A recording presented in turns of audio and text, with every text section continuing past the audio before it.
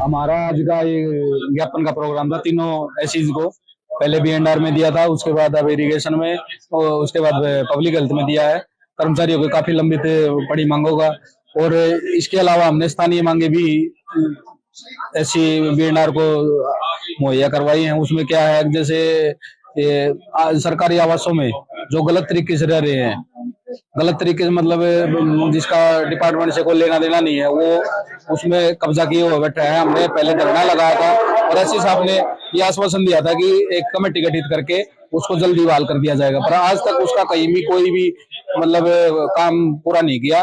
कर्मचारियों के साथ कुठाराघात करने का काम किया है। उसके अलावा हरियाणा कौशल रोजगार निगम में जो भर्ती चल रही थी, पीछे हुई थी, हमारे बीएनआर के अंदर 54 कर्मचारी उसमें लगे थे। 54 में से 20-25 ड्यूटी पे आते हैं, उसके अलावा सब घर बैठे तनख्वाह ले रहे हैं।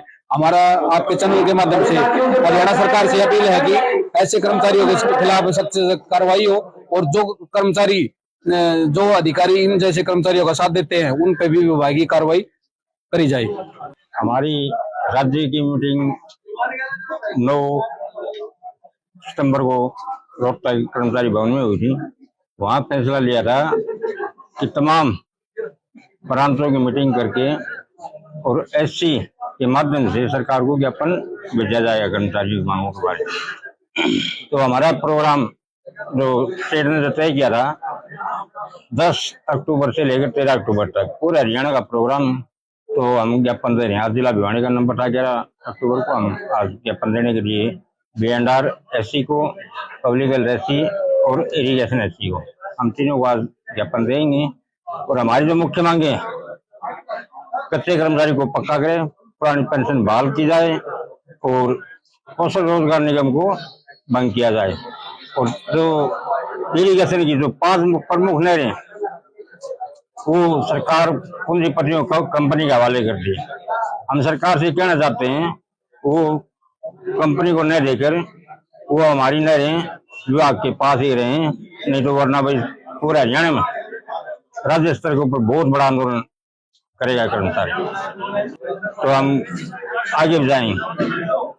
आपके चैनल के माध्यम से हम बताना चाहते हैं, सरकार दिन प्रतिदिन कर्मचारी और जनता विरोधी फैसले लेती जा रही है। जैसे मेरे पूर्व प्रधान जी ने बताया है, सरकार ने भी सिंचाई विभाग की 5 नहरों को ठेके पे दे दिया।